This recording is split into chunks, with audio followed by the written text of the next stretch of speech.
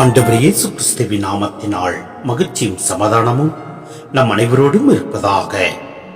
யாக்கோப்பு 1:12-18 முடிய. சோதனையை மன உறுதியுடன் தாங்குவோர் பேறு பெற்றோர், ஏனெனில் அவர்களது தகுதி மெய்ப்பிக்கப்படும் போது தம் மீது அன்பு கொள்வோருக்கு கடவுள் வாக்களித்த வாழ்வாகிய வெற்றி வகையினை அவர்கள் பெறுவார்கள். சோதனை வரும்போது இச்சோதனை கடவுளிடமிருந்து வருகிறது என்று யாரும் சொல்லக்கூடாது.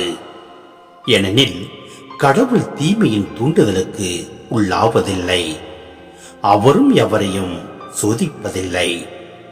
ஒவ்வொருவரும் தம் சொந்த தீய நாட்டத்தினாலே சோதிக்கப்படுகின்றன.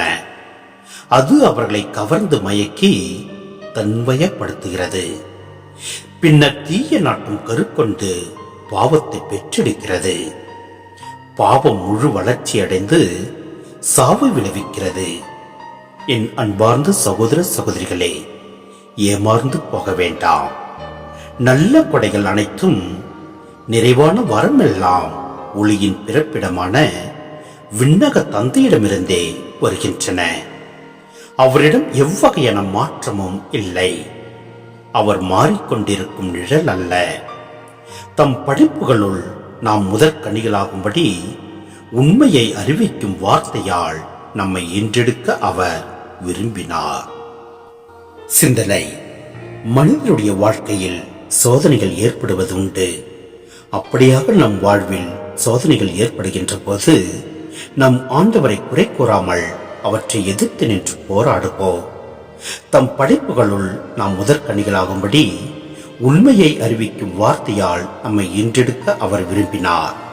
ஆம், நாம் முதற்கனிகளாகும்படி, அதாவது படைப்புகளில் மனிதன் மேன்மை மிக்கவராவர்.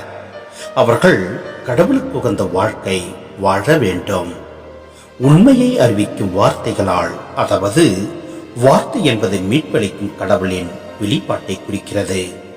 இது இயேசு கிறிஸ்துவிலும் அவரது நற்செய்தியிலும் முழுமையாக காணப்படுகிறது.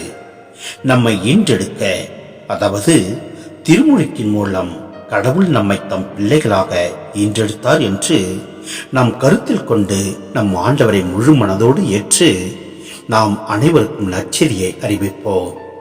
திடம் கொள்வோம், உறுதி கொள்வோம். எல்லாம் வல்ல இறைவன் நம்மை நிறைவாய் ஆசீர்வதிப்பார். ஆமென்.